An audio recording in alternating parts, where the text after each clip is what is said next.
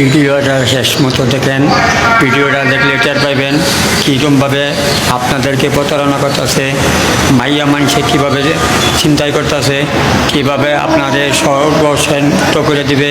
ওর পদ্ধতিটা দেখেন, অসহায় থেকে সাহায্য করবার দেবেন, আপনার একে নিঃস্ব করে দিবে।